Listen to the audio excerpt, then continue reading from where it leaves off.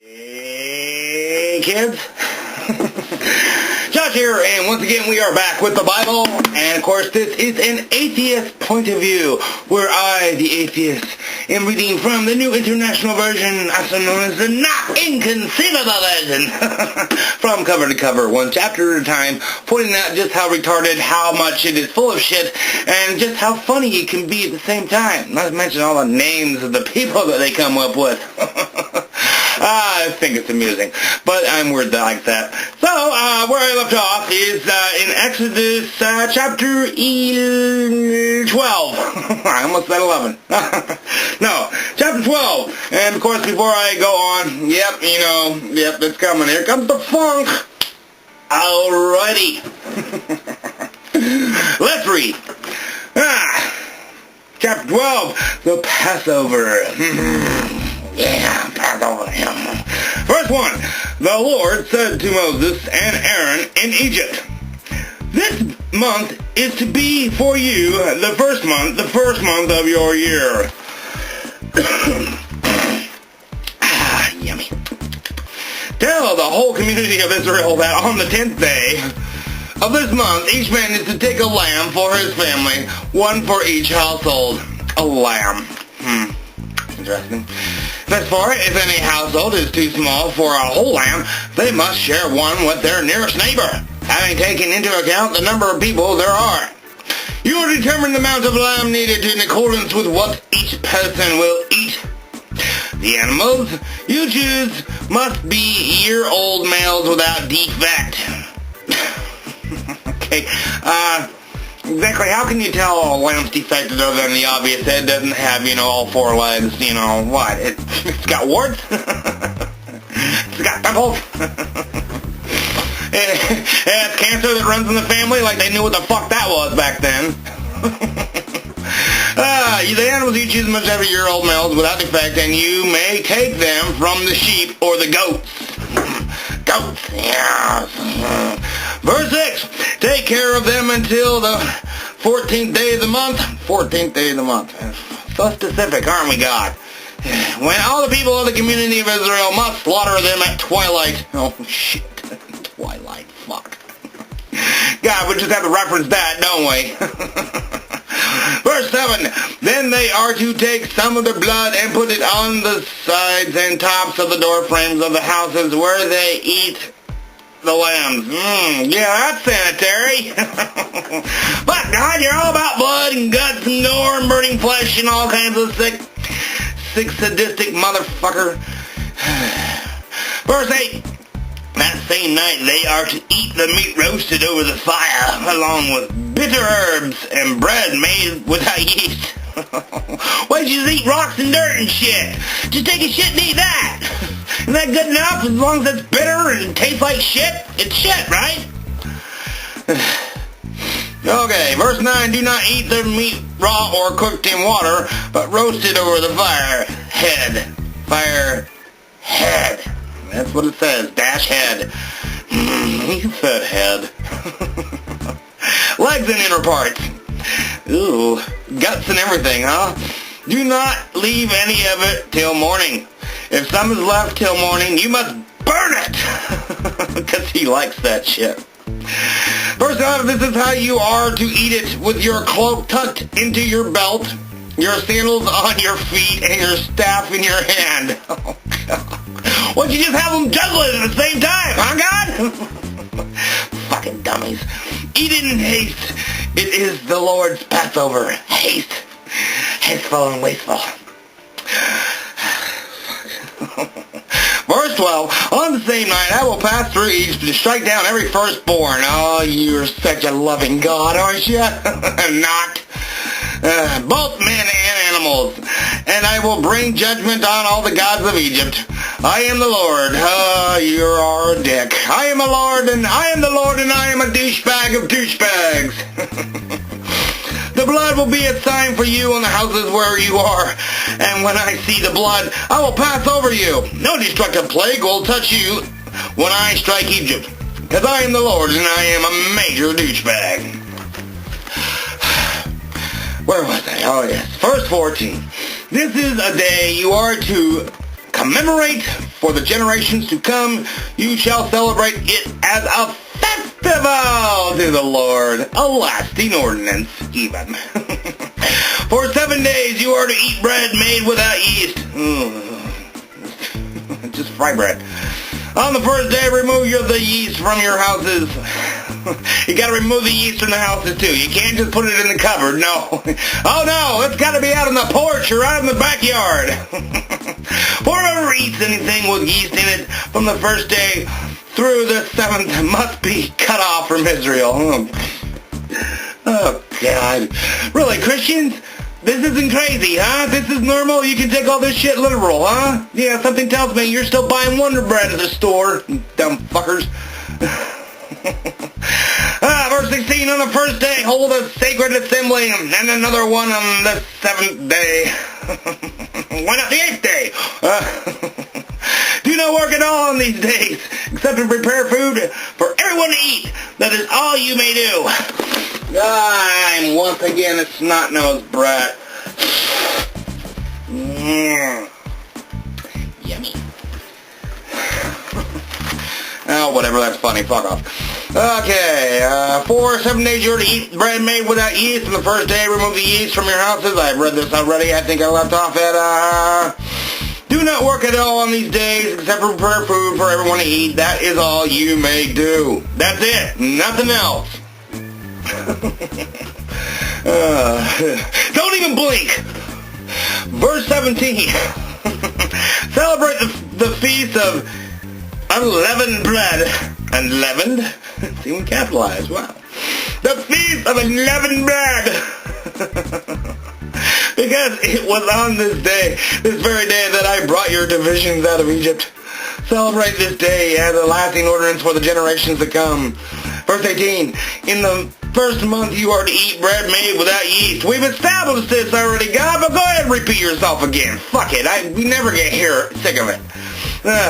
From the evening of the 14th day until the evening of the 21st day. Does anybody really still do this shit? Oh, why am I even asking? I'm sure there's somebody out there who still does this shit. Verse 21, then Moses summoned all the elders of Israel and said to them, Go at once and select the animals for your families and slaughter the Passover lamb. Take a bunch of hyssop. Hyssop? What the fuck is hyssop? I'm going to have to Google that one. Dip it into the blood in the basin and put some of the blood on the top of both sides of the door frame. I promise I'm not reading the same thing. It really does say it again. Not one of you shall go out the door of his house until morning. When the Lord goes through the land to strike down the Egyptians, he will see the blood on top of the sides of the door frame and will pass over that doorway because, God needs some kind of a signal, Oh, I thought he was perfect. Guess not. And he will not permit the destroyer to enter through your houses and strike you down. Ah, yes, creeping death. Yeah, Metallica reference. I know that's where they got it from, is this fucking chapter. Verse 24, obey these instructions as a lasting ordinance for you and your descendants when you enter the land that the Lord will give you. As he promised, observe this ceremony, no matter how disgusting, twisted, and fucked up it sounds. Yeah, there's got to be at least one person going out. Now let me get this straight. Alright, it was a Bill Maher reference. I love Bill Maher. He's awesome. What does this ceremony mean to you? Then tell them, it is the Passover sacrifice to the Lord, who passed over the houses of the Israelites in Egypt and spared our homes when he struck down the Egyptians. Then the people bowed down and worshipped. The Israelites did just as the Lord commanded Moses and Aaron, because Moses was a little retarded. Verse 29, at midnight the Lord struck down all the firstborn in Egypt, from the firstborn of Pharaoh who sat on the throne to the firstborn of the prisoner who was in the dungeon. Okay, fuck, his life's already fucked up. I should probably did him a favor, killed him. And the firstborn of all the livestock as well, because animals are sinners as well. Fuck. Oh, such a loving God. Pharaoh and all his officials and all the Egyptians got up early the night, and there was a loud wailing in Egypt, for there was not a house without someone dead. Oh, God, you piece of shit. That's a long chapter. I'll try to read faster. Next paraphrase, the Exodus. Wow, and the reason why it was named the Exodus. Okay, verse 31, during the night, Pharaoh summoned Moses and Aaron up. Up, leave my people, you and the Israelites. Go, worship the Lord as you have requested. Take your flocks and herds and as you have said, and go, and also bless me. Wait a minute. What? During the night, leave, go worship the Lord. I'll also bless. And by the way, could you bless me? Thanks. Verse 33, the Egyptians urged the people to hurry and leave the country, for otherwise, they said, we will all die. Well, you're going to die someday, probably in 700 years. So the people took their dough, they grabbed their cash before the yeast was added and carried it on their shoulders in kneading troughs wrapped in clothing. Kneading troughs. Kneading troughs. Verse 35, the Israelites did as Moses instructed and asked the Egyptians for articles of silver and gold and for clothing. Verse 36, the Lord had made the Egyptians favorably disposed towards the people, and they gave them what they asked for. So they plundered the Egyptians. Pillage and plunder. Verse 37, the Israelites journeyed from Ramses to Succoth. Fuck off, Succoth. There was about 600,000 men on foot, besides women and children. Well, fucking A, the whole damn city went for a walk. Verse 38, many other people went up with them, as well as large droves of livestock, both flocks and heads. With the dough, the cash they had brought from Egypt, they baked cakes. Oh, isn't that cute? They baked cakes. You think they put candles on them too? And unleavened bread. Oh, the unleavened bread. Also known as, no bread with yeast. Fried bread. Yeah. The unleavened bread, and the dough was without yeast because they had been driven out of Egypt and did not have time to prepare food for themselves. Now the length of time the Israelite people lived in Egypt was 430 years. They all lived that long too, don't you know? At the end of the 430 years, to the very day, all the Lord's divisions left Egypt. Because the Lord left Vigil. Who the hell was Vigil? Why did he leave Vigil? That night to bring them out of Egypt. On this night, all the Israelites are to keep vigil to honor the Lord for the generations to come. I'm sure they don't mean specifically a person vigil. Alright, almost done with this fucked up chapter. The next paraphrase is Passover restrictions. Oh, goody, we get to go over them again. Pay attention, because for some reason, some people think that it's necessary to be repeated by God. Verse 43, the Lord said to Moses and Aaron, these are the regulations for the Passover. No foreigners eat it. No foreigners allowed. And any slave you have bought may eat of it after you have circumcised him. Cut off the tip of his dick first, and then you got it, and then he can eat the dirt shit. Fucking tastes like shit bread. But a temporary resident and a hired worker may not eat it. Fucking stupid.